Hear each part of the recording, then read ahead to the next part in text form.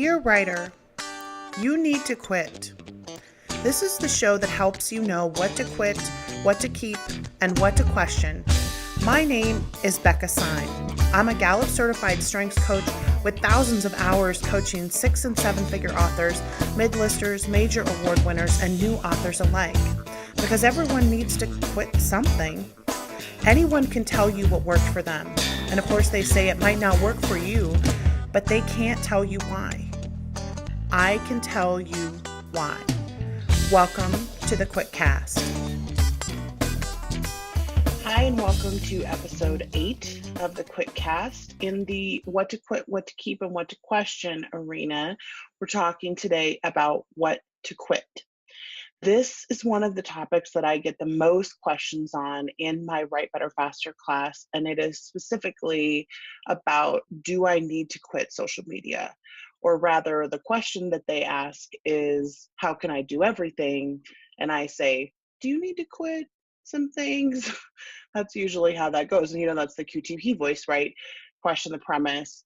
The old premise years and years ago in social media marketing was you need to be everywhere. Well, now the market is saturated, right? If you understand the idea diffusion curve, and if you've never heard of that before, I will put a link in the show notes. But if you understand the idea diffusion curve, when something is new, there's early adopters, early middle adopters, and then the middle and middle late adopters.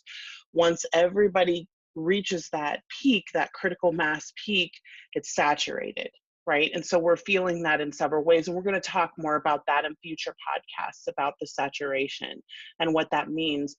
But specifically because social media is saturated, then we need to start asking, do we need to quit? Do we need to quit being on certain channels? Do we need to quit being everywhere? Do we need to quit just being on social media more often and try and pare down? What exactly is the best course of action to get control over this? And if you haven't heard about how our brains are distractible and how technology distracts our brains, I'll put some information in the show notes about that too, so you can learn more. I don't need to talk about that. Plenty of smarter people than me talk about that. But today, I want to talk about, do we need to quit social media, or how much is enough, or how much is too much? And in my private classroom group, I had a student and a friend, Nikki, who asked a question about this, specifically about what can we get away with? What is the least amount that we need, but that will also give us the most capacity for the time that we're spending? And so that was a great question. It happened to coincide with a post that I'll link to in the show notes from another friend, author Ronnie Lauren, who had just completed a 30-day social media fast. And I encourage everybody to read about that. It's extremely fascinating. And then that brought up the question, should we all be leaving? Should we all be paring down? Should we all be fasting? Does everyone need to quit? Do I need to quit, etc.? So we're going to try to take a stab at answering that question today in episode 8 of the QuitCast. And I want to welcome Nikki Haverstock to the QuitCast, who is a cozy mystery and paranormal cozy author. And I'll put links to her books and stuff in the show notes so you can read more about her. But for now, I want to talk about the question that she asked in the group and why, and where we came to in the conclusion of that. So take it away, Nikki.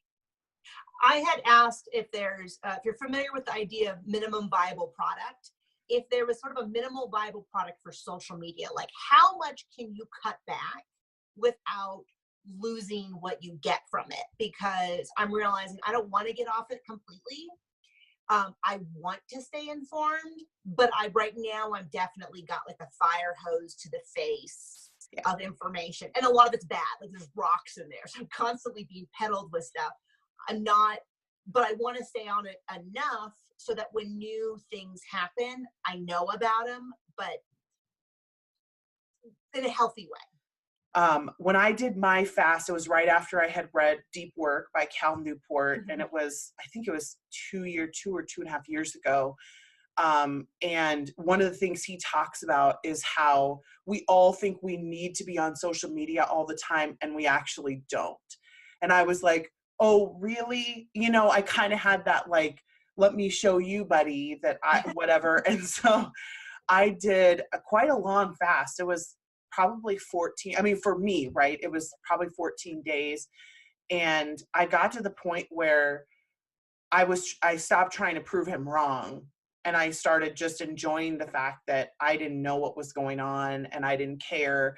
And I was really kind of curious, like Nikki said, when I came back, whether I cared about what I had missed or not.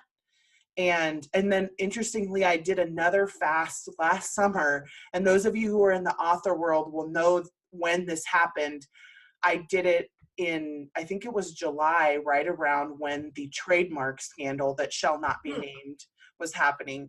And so I was offline when that happened for the first 2 or 3 days that happened.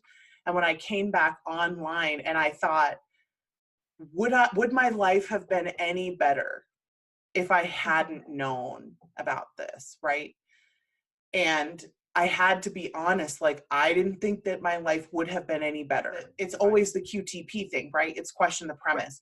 Do I need to quit certain author groups? And the joke that I was making the other day with a friend of mine was like, we're all so into Marie Kondo these days, like the KonMari thing.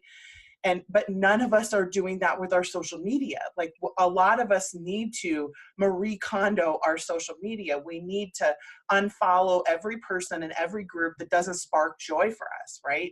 We've both talked about doing some kind of modification of our social media habits, which is why we wanted to do this. But how are you feeling? Do you think you could do a 30-day fast?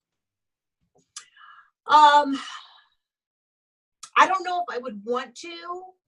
That's a really good question, because we had mentioned I'm part of a large number of communities that are not local to me. So I've been an archer for almost 20 years. And so I have my archery community. I was a glass artist. I'm an author.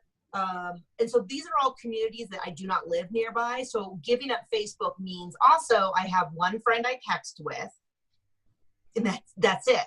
You know, so it would be, I have a couple friends that I Facebook message with. So depending on how, like, what you're cutting, I would lose contact with a lot of people. And so, but I read Ronnie's post, and the idea that I could race through a book and I could finish a book is really, so I don't know. I'll be really honest and say, I don't know. I think I could if I really believed that what I was going to get from it was going to be worth it. And so I would need to be in the right headspace. Now, what's interesting about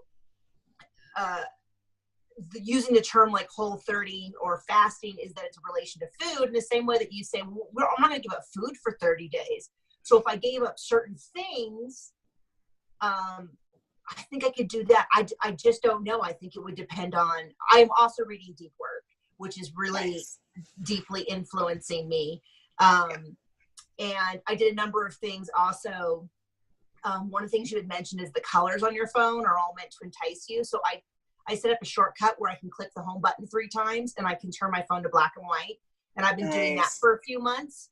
And it's shocking how garish your Facebook screen is. I mean, your Facebook, your phone, when I click it on and it comes on, I am like, this is so unbelievably tacky. I can't wait for 20 years from now when they do stuff from the teens. And my kids are going, I can't believe you guys. It's going to make the 70s look super tasteful, because it is. Yeah. Do it on your phone for like a week. And trust me, you will be shocked at how hideous our phone is, but how good it looks. It's So what are you feeling? Are you thinking, what does success look like for you for this? Well, to use the food analogy, because it works really well for me, is one of the things that's hard about keto, or probably Whole30, is that carbs and sugar are super easy. I can go down to my refrigerator, I can grab a handful of chips. I can grab a handful of trail mix. Oh, I was going to say, yogurt. Yeah. But I mean, all of that stuff it's easy. And you know what's really hard? Making a healthy meal and sitting down and cutting up a salad. And it was funny because I posted on Facebook about how healthy and cheap and easy just doesn't exist. And people are like, oh yes, there is. You just take a chicken and put it in an Instapot and blah, blah. And I'm like, no. When I mean easy, I mean, I can do it one-handed while on my phone. Yes. That's easy. That's grabbing a bag of chips. And so, or a sandwich, right? A sandwich, yeah. Or even just a fistful of bread. You know what I mean? Yeah. Like for me, that's close enough. And I feel like the analogy with social media is exactly the same, which is Facebook is really easy. I can grab it and my mind is instantly locked in. I'll find some adventure. And so I think, to use another food analogy, there's a big movement for intermittent fasting, which is that you take your eating time and you compress it down. And then that way the idea is, if I get up in the morning, the analogy is so perfect, it's ridiculous. If I get up in the morning and I have a bagel, my blood sugar spikes and I will crave carbs all day long. If I can wait to eat until 1 or 2, and the first thing I do is something healthy, I can get through. By the time I'm out of control, it's bedtime. And so part of that, after giving a lot of thought, I think moving my social media to the end of the day, and I talked to my husband about this, and he kind of agreed, might be the best way for me to get results that are long lasting. Now, I'm not saying that's true. That might be me saying, no, I can't give it up forever. Let me just squish it into the end of the day. But I think that might help, because then when I vacation, I don't have a problem with social media. I'm not on the phone during vacation. When I had a friend visit, I barely checked my phone because it was so, and so I think that would help with my focus, which I have, while still giving my significance. And in the pre-show, I mentioned that I had done a couple of other fasts that were short, like that, where I had done it for a few days, like around the trademark scandal. And then I did it again this fall. Interestingly, I did an unintentional fast in January when I lost my computer. And it was just like, well, I might as well just fast from everything. So I was just gone for 4 days. And again, Ronnie in her post, one of the things she brings up is, and we've both seen this before. I've seen it both with fasting from carbs even, which is crazy.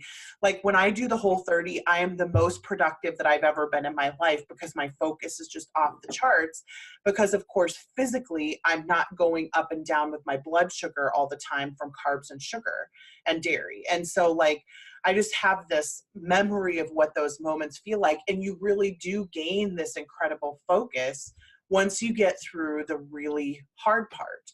But what I noticed on this 4-day fast in January was that because I could see the end coming, I wasn't as freaked out about it. Like I didn't have this like, oh my gosh, like, cause I feel like that's what happens when I do Whole30, is it feels like I'm never going to have carbs again.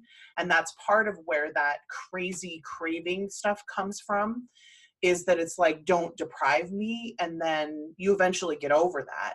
But I almost wonder if it wouldn't be possible to do either something like what you said, like an intermittent fasting, where if you're not familiar with intermittent fasting, it's sort of like you go as long as you can. Like, and I think it's like, they want you to go 18 hours. Yes. So if you count when you go to sleep at least, and then 18 hours from there, and then the amount, like Nikki said, the amount of time that you have food at all in the day is compressed into this short time. So if you do something like an intermittent fasting, or something like, I'm only going to be off of Facebook for 4 days and see how it goes. Okay. KonMari's method is, and I did that, is the first round was really easy. I got rid of a bunch of the sci-fi fantasy groups that were groups that were more about traditional publishing, or were mostly groups. A lot of the author groups are actually more of like fan groups. So they end up being, oh, let's talk about Star Trek. Let's talk about this. Let's talk about that, as opposed to like, so who do you believe is our demographic? So those were, the first round was easy. And I got rid of a bunch of horse for sale groups, because I'm not going to buy another horse. And so the first round was easy. What happened was the second round were the groups that I think are my biggest issue, which are groups that raise anxiety in me and concerns about the industry. And so that was a little harder to let go, because they were more damaging to me. But they had some gold in the dross.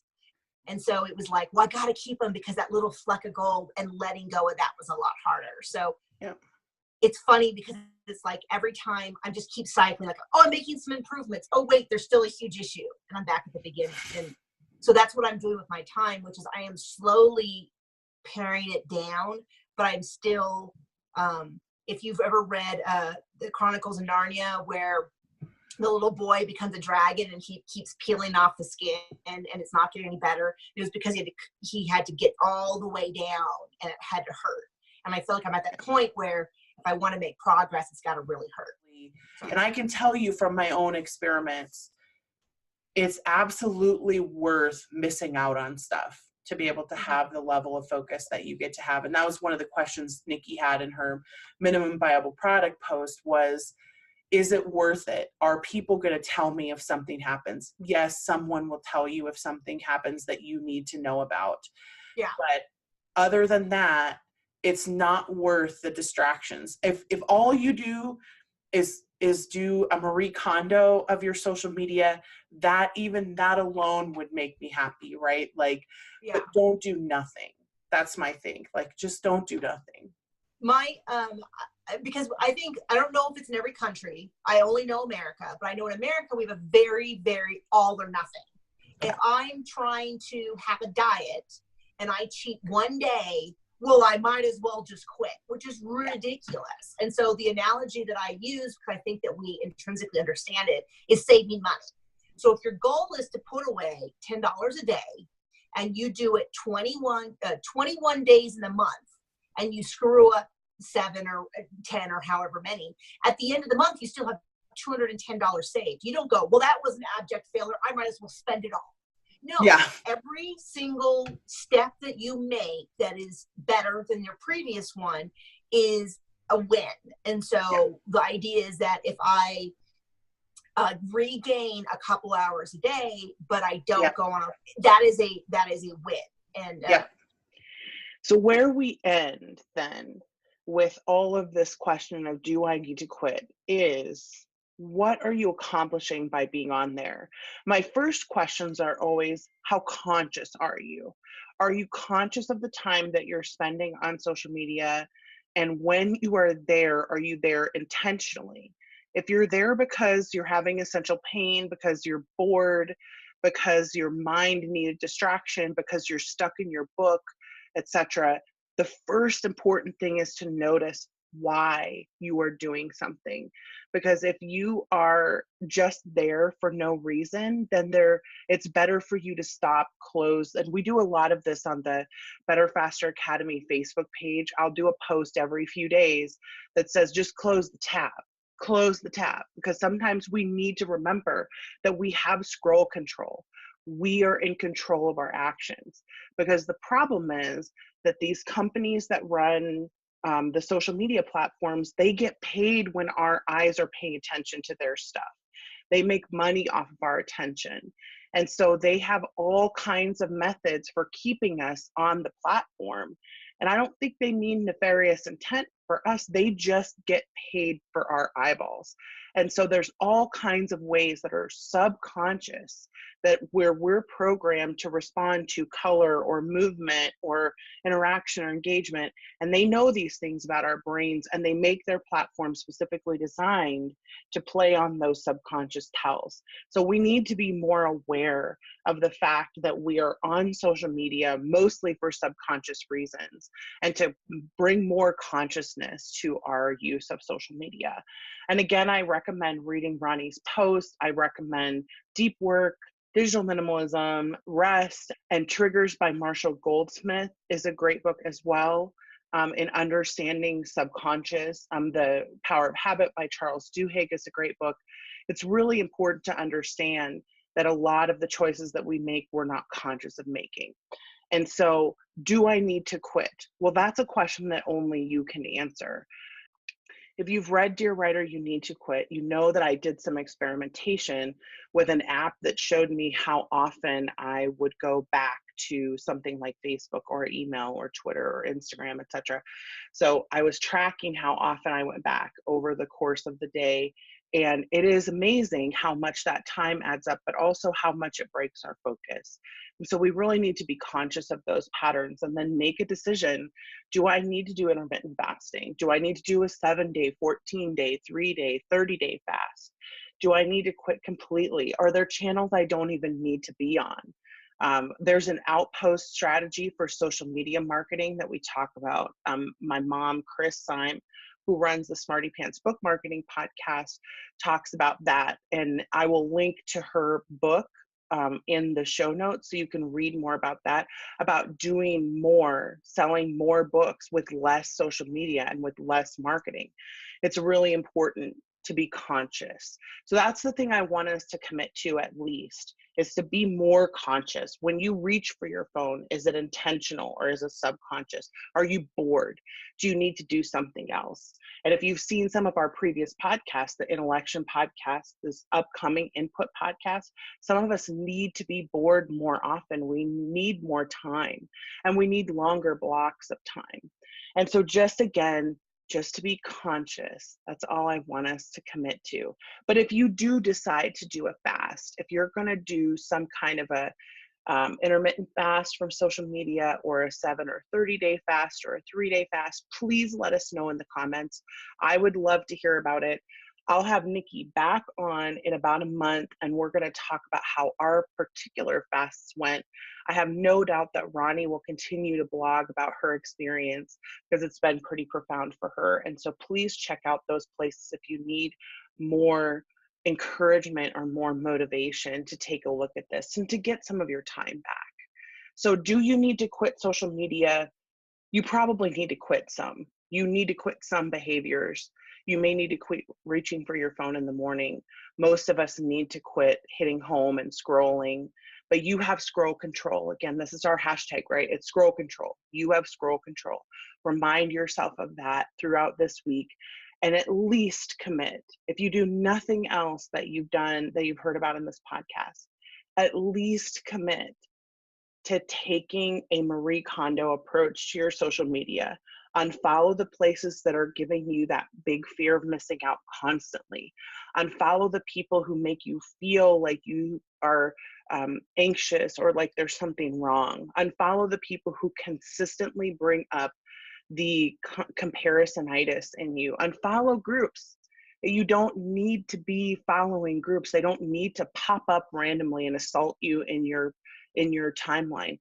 You have control over what you put in front of your eyeballs. And so take the control back. And that's the big message from today's Do You Need to Quit Social Media, is take your control back. So like I said, if you do commit to it fast, please let us know in the comments. I would love to hear about it. Tune back in a month to hear more about our experiments. Meanwhile, like this post, share it, subscribe. We would love to see you. Come and check out the Patreon. There's going to be more information on this on the Patreon channel for patrons. I would love to have you over there. And please check out the previous episodes of the QuitCast, because there's lots of information here. So coming up next week, we're going to have the Input QuitCast, which is the Strengths for Writers cast, about the strength theme of input. And so please tune in next week to learn more about that. And I'll see you in the next QuitCast.